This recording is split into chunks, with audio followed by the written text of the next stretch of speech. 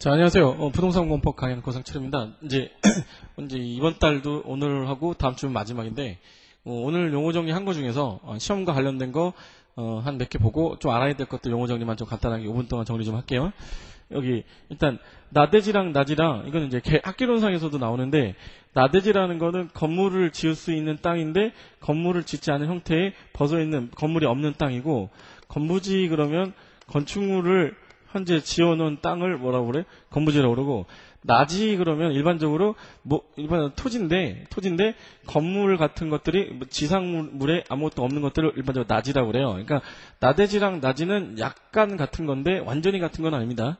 건물을 지을 수 있는데 안 지어놓은 땅, 벗은 땅이고, 그냥 일반적인 토지로 건물이 없는 땅들을 나지라 하고, 나대지에 반대되는 개념은 건물이 있는 땅이라 건부지라고 한다. 이거 정도 아시고, 참고로 이제 노지 있죠, 노지.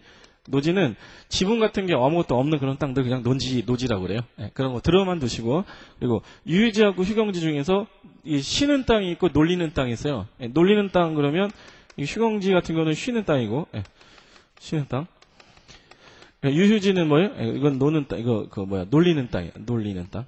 이용해야 되는데 이용을 안 하고 버려놓고 그냥 방치한 땅이라고 그러죠. 방치한 땅. 이용 안 하고 있는 상태 유휴지고, 그리고 휴경지는 농지를 대표적으로 얘기하는데, 농사를 지려고 그러는데 이게 농작물이 잘 안 나오니까 농작물의 지력 증진을 위해서 잠시 쉬는 땅입니다. 지력 증진을 위해서 이거는 쉬는 땅이니까 일반적으로 유휴지하고 휴경지 중에 나쁜 거는 유휴지고, 그 다음에 휴경지는 나쁜 건 아니다. 그리고 휴안지라고도 있는데, 휴안지는 유지랑 비슷한 거예요. 놀리는 땅입니다. 이거. 근데 휴안지 같은 경우는 일반 휴식을 하는 거죠. 그래서 이것도 휴경지랑 비슷한 개념인데 일반적으로 공법상에서는 잘 쓰지 않고 학개론상에서 아마 쓸 겁니다. 그리고 우리나라는 공시지가라는 게 있는데, 개별 한 개의 토지 가격을 판정할 때 표준이 되는 가격을 선정해놓은 표준지를 정해놓고 표준지 공시지가라는 게 있고, 표준지라는 건 전국의 모든 필지에 대해서 전국의 모든 필지 중에서 4,500만 중에 40만 필지 정도의 표준이 되는 땅을 정해놓고 이 가격이 얼마다라는 걸 정해놓은 다음에 그 토지 하나의 개별 토지의 가격을 공시하는 걸 개별 공시지가라고 해요. 그럼 내가 만약에 이 토지 가격이 얼마인지 알고 싶으면 일반적으로 시에서 이걸 공시를 해줘요. 시공구에서 너의 토지는 가격이 얼마다. 그래서 요 표준이 되는 표준지 공시가 유사한 걸 찾아서 일정한 배율을 곱한 다음에 그 배율을 곱하면 그 토지의 개별 공시가가 나오게 되는 거예요. 그래서 일반적으로 우리가 공시지가 그러면 표준지 공시가를 얘기하는 거고, 특정한 저 땅의 공시지가 그러면 개별 공시지가를 얘기하는 겁니다. 그리고 환지 그러면 도시개발 사업에서 나오는 거죠. 도시개발 사업상 환지 방식에 의해서 기존의 토지 소유자들을 내보냈다가 사업이 완료된 후에 어떠한 특정한 대체되는 토지로 돌려주는 형태를, 이걸 뭐라고 그러냐면 환지라고 하는 거예요.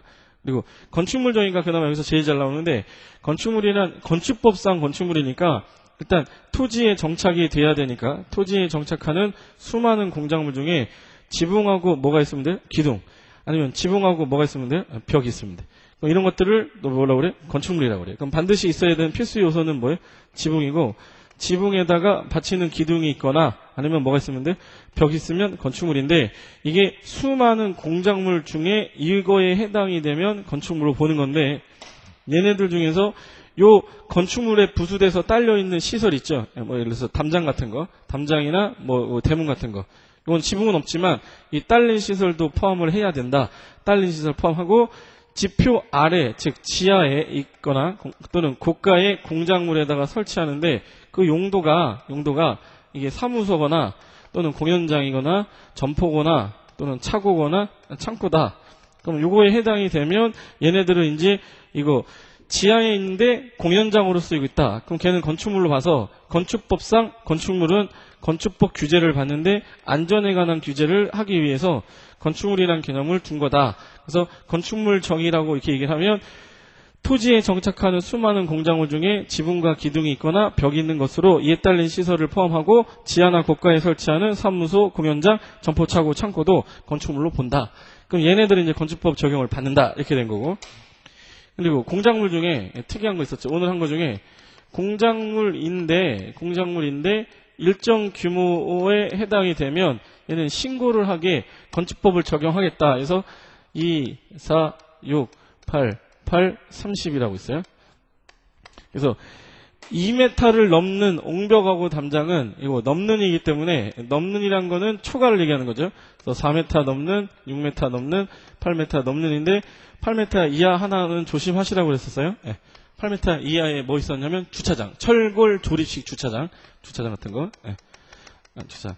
그리고 30제곱미터 넘는 지하 대피소. 대피소.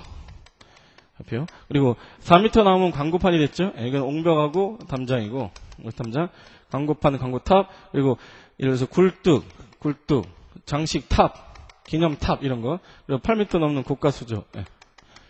그래서 요거는 이제 단순 암기라, 단순하게 암기만 하면 문제는 푸는 거기 때문에 뭐 큰 의미는 없고 나왔을 때 맞추면 되고 내가 이걸 중점적으로 공부할 필요까지는 없다. 그래서 옹벽 담장 나오면 옹담이 그냥 외워두면 돼요. 옹담이는 2m 넘으면 신고한다.